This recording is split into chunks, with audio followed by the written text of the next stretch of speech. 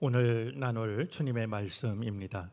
하박국서 1장 5절부터 11절까지입니다. 구약성경 1302쪽입니다.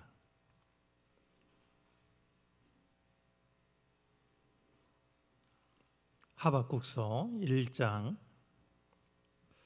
5절부터 11절까지 우리 말씀을 한 목소리로 다 함께 읽겠습니다. 여호와께서 이르시되 너희는 여러 나라를 보고 또 보고 놀라고 또 놀랄지어다. 너희의 생전에 내가 한 가지 일을 행할 것이라. 누가 너희에게 말할지라도 너희가 믿지 아니하리라. 보라, 내가 사납고 성급한 백성 곧 땅이 넓은 곳으로 다니며 자기의 소유가 아닌 거처들을 점령하는 갈대아 사람을 일으켰나니 그들은 두렵고 무서우며 당당함과 위엄이 자기들에게서 나오며 그들의 군대는 표범보다 빠르고 저녁 이리보다 사나우며 그들의 마병은 먼 곳에서부터 빨리 달려오는 마병이라. 마치 먹이를 움키려 하는 독수리의 나름과 같으니라. 그들은 다 강포를 행하러 오는데 앞을 향하여 나아가며 사람을 사로잡아 모으기를 모래같이 많이 할 것이요 왕들을 멸시하며 방백들을 조소하며 모든 견고한 성들을 비웃고 흉벽을 쌓아 그것을 점령할 것이라. 그들은 자기들의 힘을 자기들의 신으로 삼는 자들이라. 이에 바람같이 급히 몰아 지나치게 행하여 범죄하리라. 아멘. 많이들 피곤하지 않으신지 모르겠습니다. 매일 새벽 이렇게 깨어 주의 전을 찾는다라고 하는 것이 소중하지만 또 익숙하지 않으면 피곤할 수 있는데요. 주님께서 새 힘을 허락해 주시기를 바랍니다. 주님을 앙망하는 자는 독수리가 날개치며 올라감같이 새 힘을 얻을 것이다 라고 이사야서 40장에서 말씀합니다.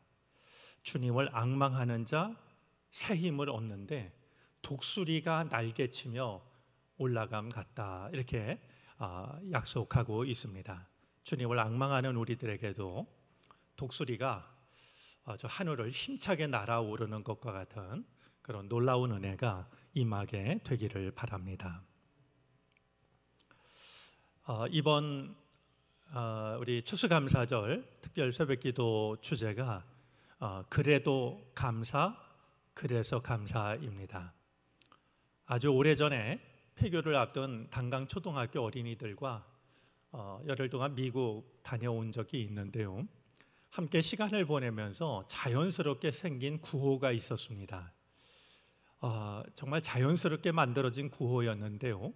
하나 그러면 그 아이들이 꿈이라고 외쳤고, 둘 하면 노력했고, 셋 하면 하나님 이렇게 외쳤습니다. 꿈을 가지고 노력하면서 하나님을 믿으면 그 꿈이 이루어진다라고 하는 것을 우리가 여행을 통해서 경험했기 때문입니다. 이번 주제가 그래도 감사, 그래서 감사인데요. 이게 이번 기도회뿐만 아니라 우리 믿음에 있어서도 하나의 잊혀지지 않는 구호처럼 그렇게 자리를 잡았으면 참 좋겠다 생각이 듭니다. 그런 마음으로 우리가 한번 이렇게 하면 어떨까 싶습니다. 제가 그래도 하면 여러분들이 감사합니다. 제가 그래서라고 하면 여러분들이 감사합니다. 마음을 담아서 한번 고백해 봤으면 좋겠습니다. 그래도, 그래서, 여러분들이 서로 만나면서도 그래도 우리 새벽 기도의 주제를 기억하는 사람들은 인사 삼아서 그래도 그러면 감사합니다 인사하고, 그래서 또 누가 말하면 감사합니다. 서로 감사의 고백을 나눌 수 있으면 참 좋은 인사가 되겠다 생각이 듭니다. 자, 오늘 우리가 읽은 성경 말씀은 이제 하박국이 하나님을 향하여서 질문을 했고 탄식을 했고 부르짖었고 때로는 항의조로 하나님께 묻고 하나님의 뜻을 따졌는데요, 마침내 이제 하나님께서 이 하박국의 질문에 대해서 대답하기 시작하시는 하나님의 첫 번째 대답에 해당이 됩니다. 오늘 5절 말씀 다시 보면요, 여호와께서 이르시되 너희는, 이렇게 시작이 됩니다. 우리가 성경을 읽으면서 어떤 단어 하나에 좀 집중하는 것도 성경을 읽는데 많은 도움이 됩니다. 자, 너희는 이라고 말씀하시는데요, 우리가 이 말을 통해서 생각해 봐야 될 게 있습니다. 하나님께 질문했던 사람은 하박국 개인이었습니다. 그런데 하나님의 대답은 너희는 이라는 말로 시작이 됩니다. 너는이 아닙니다. 하나님께 물었던 사람은 한 사람이지만 하나님께서는 그가 속한 공동체에게 대답을 주십니다. 기도하는 사람이 왜 필요할까?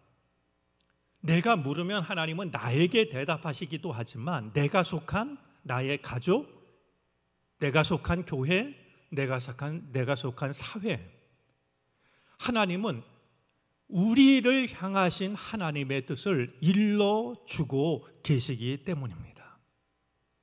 질문은 한 사람은 한 사람일지 몰라도 하나님의 대답은 모두를 향하고 있습니다. 또한 우리가 한 가지 오늘 이 대답을 보면, 하나님의 대답하심을 보면서 기억해야 할 것이 있습니다. 하나님의 대답은 질문자의 기대대로 대답하시는 게 아니라고 하는 겁니다. 내가 이제 행하다라고 말하고 있는데요, 이 행하다라는 말은 능동분사입니다. 즉 행하시는 분의 의지대로 행하신다라는 겁니다.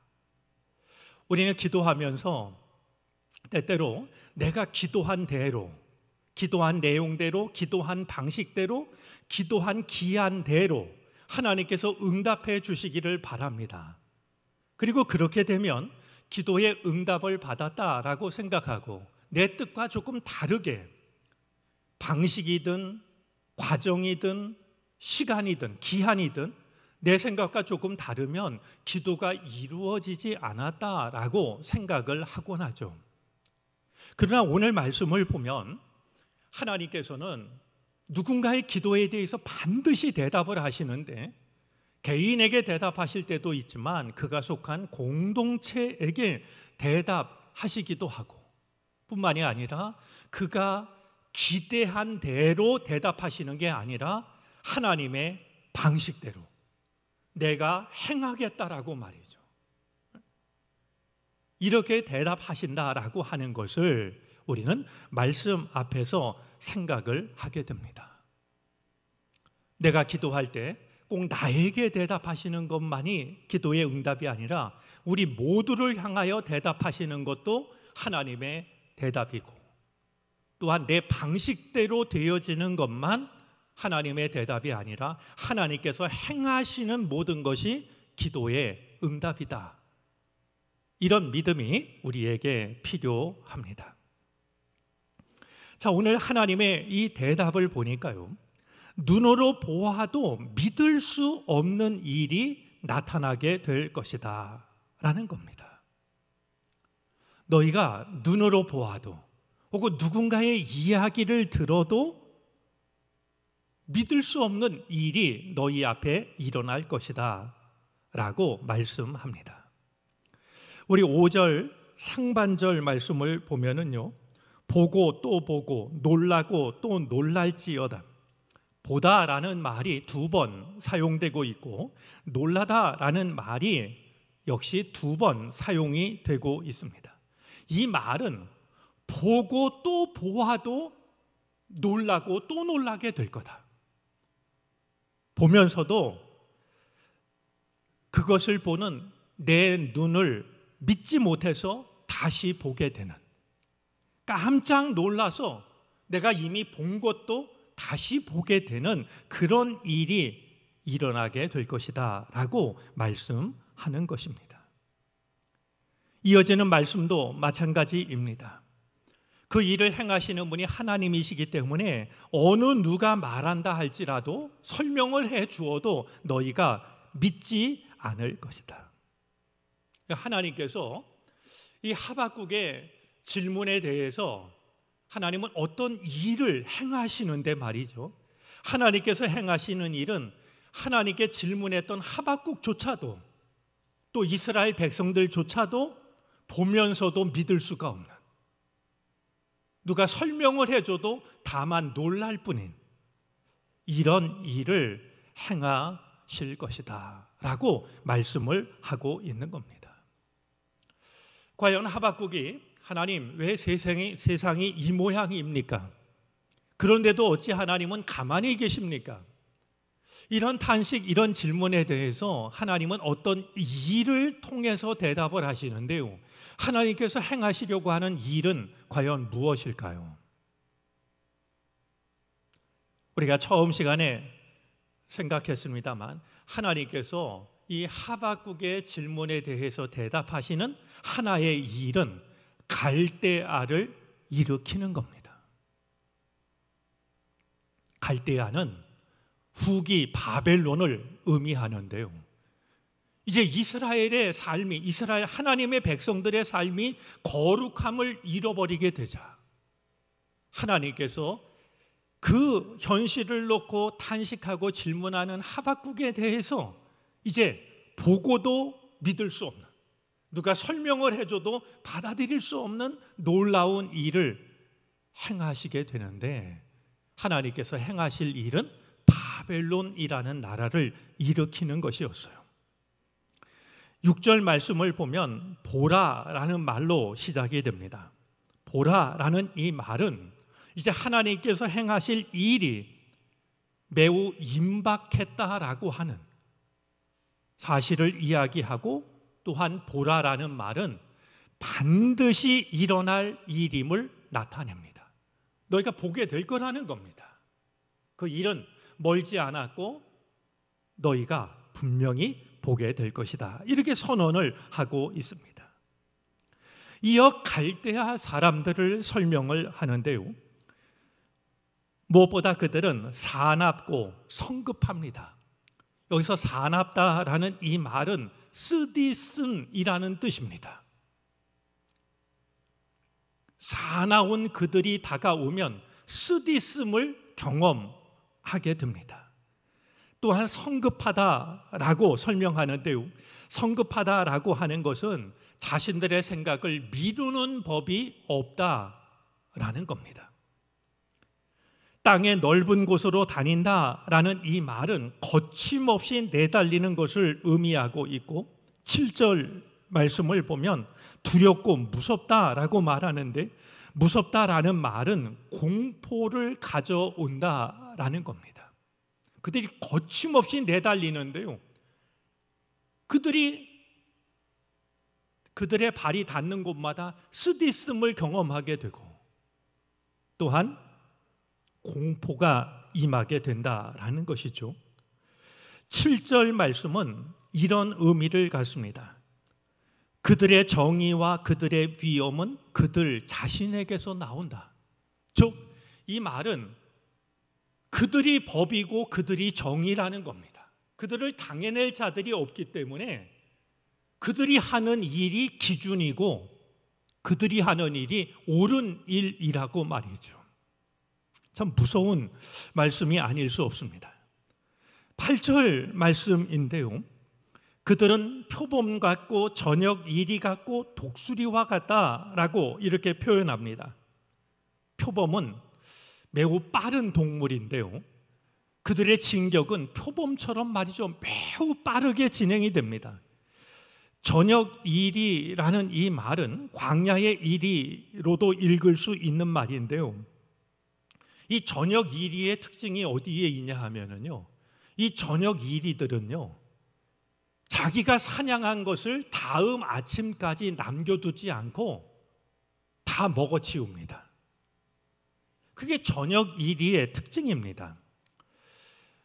뒤에 나오는 스바냐 3장 3절 말씀에 보면 이스라엘 성 안에 가득 찬 죄의 악을 이야기하면서 이렇게 말씀합니다. 예루살렘 안에 있는 대신들은 으르렁거리는 사자들이다. 재판관들은 이튿날 아침까지 남기지 않고 먹어치우는 저녁 이리 때다. 옳고 그름을 판단해야 되는 이 재판관들이요, 뇌물을 받고서 마치 먹을 것을 다음 날 아침까지 남겨두지 않고 다 먹어치우는 저녁 이리 때처럼 변했다라고 말이죠. 하나님의 백성들이 살고 있는 예루살렘 성 안에서 일어나는 죄의 악을 그렇게 지적하고 있습니다. 그들은 남김이 없다라는 것이죠. 또한 독수리 같다라고 말하는데요, 독수리는 처음에는 눈에 띄지도 않는데 어디서 나타났는지 먼 곳에서 단숨에 먹이를 향해 달려옵니다. 정말 이 갈대아가 말이죠, 얼마나 표범처럼 빠른지 독수리처럼 먼 곳에서 순식간에 덮쳐온다라고 하는 것을 표현하고 있습니다. 그들은 앞을 향해서 나아갑니다. 물러서는 법이 없습니다. 또한 포로가 모래처럼 많습니다.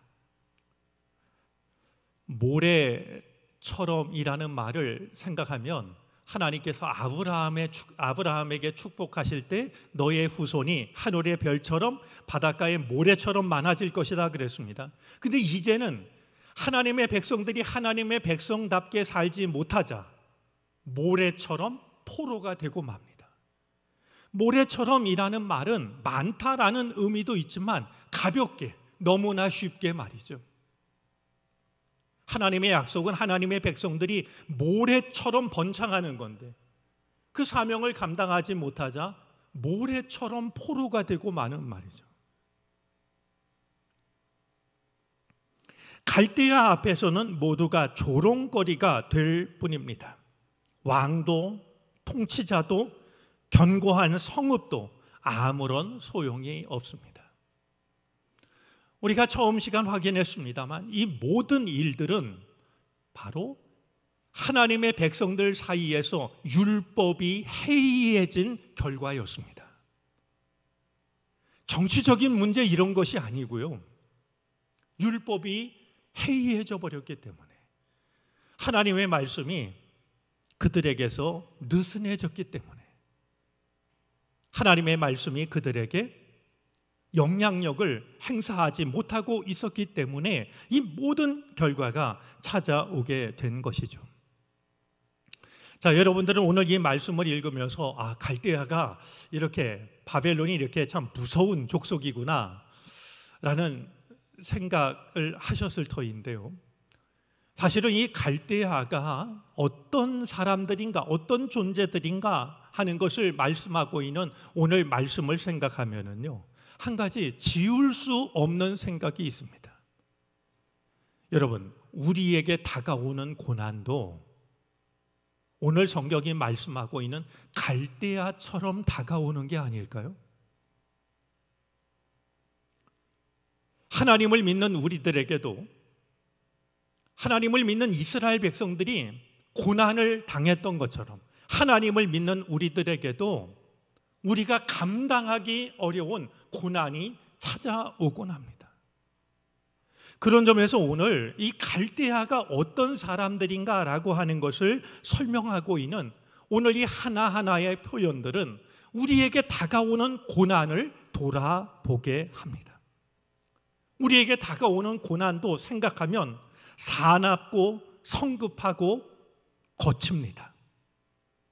표범 같기도 하고 이리 같기도 하고 독수리 같기도 해서 감당할 수가 없습니다. 그러다 보니까 우리의 경험도 소용이 없고 우리의 능력도 아무 소용이 없습니다. 바벨론의 공격 앞에서 왕도 통치자도 견고했던 성읍도 아무런 소용이 없었던 것처럼 말이죠. 우리에게 다가오는 이 고난은 우리의 능력, 우리의 경험, 우리가 기대하는, 당시 이스라엘은 이제 이 바벨론을 피해서 강대국 이집트를 또 의지하려고 하지만 그것이 아무런 소용이 없는 일이 되고 말았는데요. 우리에게 다가오는 고난도 우리를 두렵게 하고 우리로 하여금 무방비로 만들고, 그래서 그동안 크고 작은 일들은 내 경험으로 이길 수 있었고, 내가 가진 능력으로 이길 수 있었고, 내가 아는 사람들의 힘으로 도움을 받을 수 있었지만, 때때로 우리를 낙심하게 만드는 고난들은 그 모든 것들이 아무런 소용이 없는 것으로 만들고 있다라고 하는 걸 우리는 경험합니다. 중요한 문제가 있습니다. 이 갈대의 안은요, 하나님이 일으키신 하나님의 도구라는 사실입니다. 우리에게 왜 고난이 찾아올까? 고난 앞에서 우리가 좌절하고, 고난 앞에서 우리는 하나님께 질문하고, 때때로 고난 앞에서 하나님 앞에 항의하기도 하는데요, 그러면서도 우리가 끝내 버릴 수 없는 생각은 그 고난마저도 하나님께서 보내신 일이라는 매우 중요한 사실입니다. 과연 믿는 자들에게 왜 고난이 찾아오는 걸까요? 하나님은 이 고난을 통해서 무엇을 우리에게 말씀하시는 걸까요? 12절 우리가 말씀을 나눴습니다만 12절 말씀을 보면 주님께서는 우리를 벌하시려고 그를 채찍으로 삼으셨습니다. 주님께서는 우리를 벌하시려고 라고 말하고 있지만, 벌하다라는 말은 우리를 일깨우기 위해서, 우리를 돌아보게 하기 위해서 하나님은 갈대아를, 바벨론을 채찍으로 삼으셨습니다 라고 오늘 12절 말씀은 기록하고 있는데요, 이 갈대아를 두고서 우리가 생각해야 될 중요한 두 가지 사실이 있습니다. 여러분, 갈대아는, 바벨론은 누구도 당해낼 수 없고 누구도 막을 수가 없는 강력한 존재였습니다. 그런데 오늘 성경이 우리에게 일러주는 중요한 두 가지 사실이 있는데요, 하나는 아무리 그들이 당해낼 자 없는 것처럼 강하다 할지라도 마침내 그들은 바람처럼 사라져서 없어질 것이다 라고 말합니다. 오늘 11절 말씀인데요, 그들은 자기들의 힘을 자기들의 신으로 삼는 자들이라 이에 바람같이 급히 몰아 지나치게 행하여 범죄하리라 했습니다. 자, 이 말씀은 우리가 선뜻 명확하게 이해하기가 어려운데요, 오늘 말씀이 일러주는 것 중에 하나는 그들은 자신들의 힘을 자신들의 신으로 삼는 존재들이어서 결국은 바람처럼 사라져 없어질 것이다 하는 뜻을 가지고 있는 말입니다. 우리가 우리 앞에 다가오는 고난, 우리가 감당하기 너무나 어려울 때 그 앞에서 우리는 낙심하고 좌절합니다.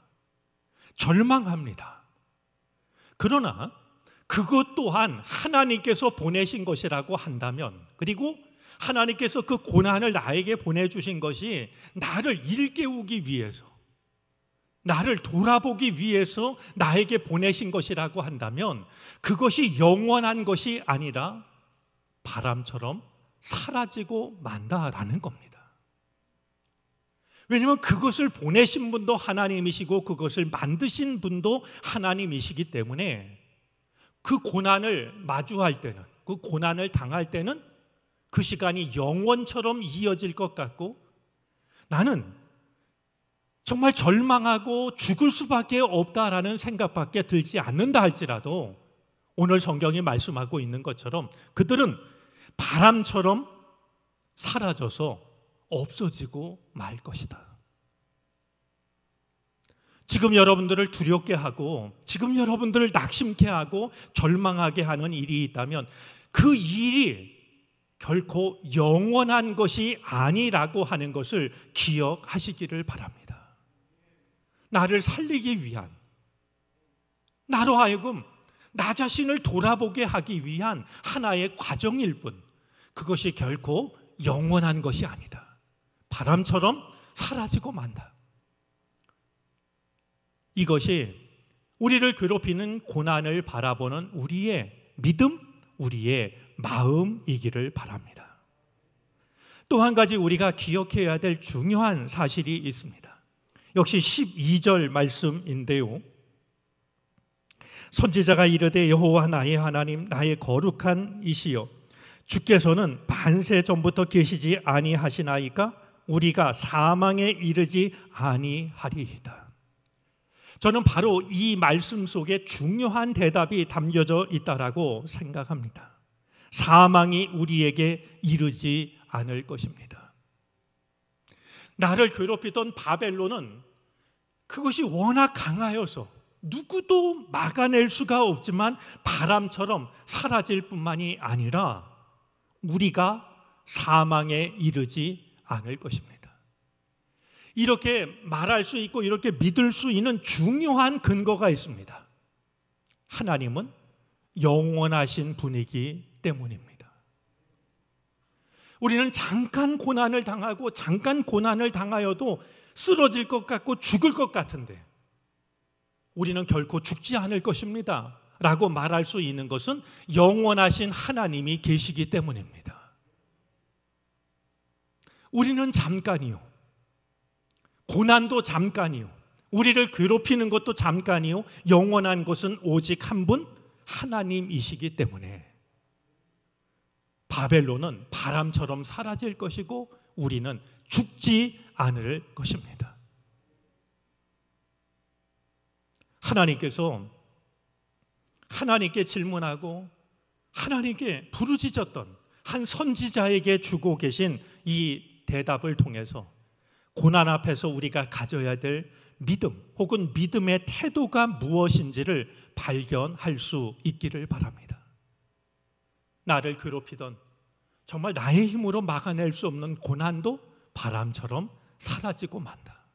그리고 우리는 결코 죽지 않는다. 왜냐하면 하나님께서 영원하신 분이기 때문에 잠깐 고난을 당하는 나를 지키실 것이기 때문에 우리는 죽지 않을 겁니다.